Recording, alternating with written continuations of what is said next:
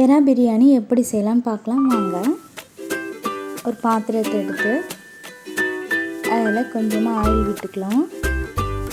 அதுக்கப்புறம் பட்டை, இலை,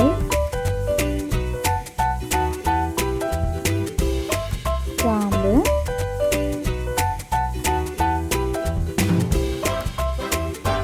ரெண்டு பச்சை மிளகாய், அதுக்கப்புறம் வெங்காயம் இதெல்லாம் சேர்த்து நல்லா வதக்கிக்கலாம்.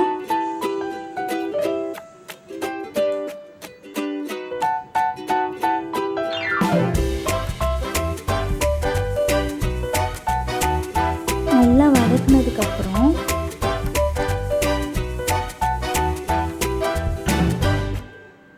இஞ்சி பூண்டு விழுது சேர்த்துக்கலாம். நல்லா சேர்த்து இந்த கலர் நல்லா பொன்னிறமாக வதக்கணும். வதக்கினதுக்கப்புறம் புதினா, அதுக்கப்புறம் கொத்தமல்லி ரெண்டும் ஆட் பண்ணி நல்லா வதக்கிக்கலாம். அப்போ தான் நல்லா வாசனையாக டேஸ்ட்டாகவும் இருக்கும்.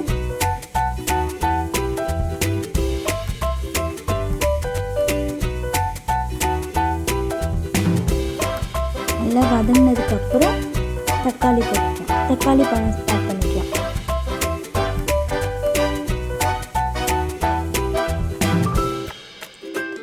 தக்காளி நல்லா வெந்து குழஞ்சி வரணும்.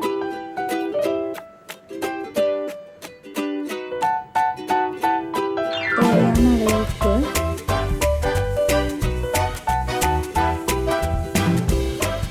பாருங்க, நல்லா வெந்து குழஞ்சி வந்துடுச்சு பாருங்க. கொஞ்சமாக கரம் மசாலா,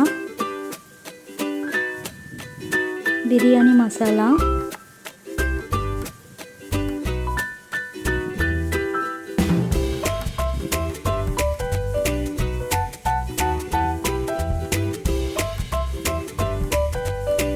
வீட்டிலேயே செஞ்ச மசாலா கொஞ்சம் போட்டுட்டோம்.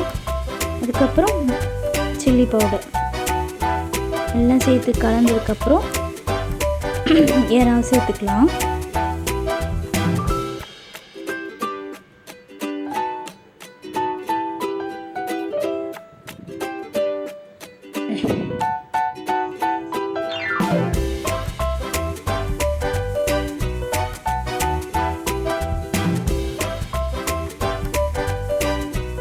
நல்லா கலந்து விட்டுக்கலாம். இப்போது தேவையான அளவு தண்ணி, 1 கப் அரிசிக்கு 2 கப்பு தண்ணி அளவு. இப்போ தண்ணி நல்லா கொதிச்சதுக்கப்புறம் ஊற வச்ச அரிசி எடுத்து நம்ம சேர்த்துக்கலாம். நல்லா தண்ணியெல்லாம் இருத்துட்டு சேருங்க.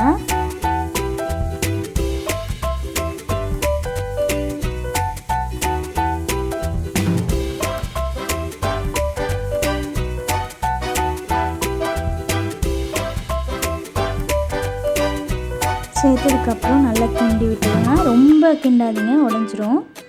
அதுக்கப்புறம் மேலே புதினா இலை தூவி மூடிடலாம். 2 விசிலுக்கு அப்புறம் ஓப்பன் பண்ணி பார்த்தா சுவையான எறா பிரியாணி ரெடி.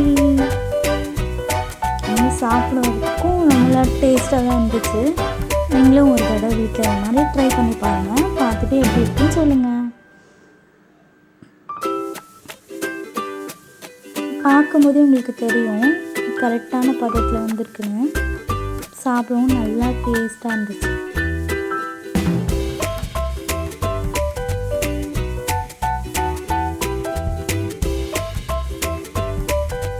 ப்ளீஸ் ஷேர் பண்ணுங்கள், உங்கள் ஃப்ரெண்ட்ஸ்க்கெலாம் சப்ஸ்கிரைப் பண்ணுங்கள்.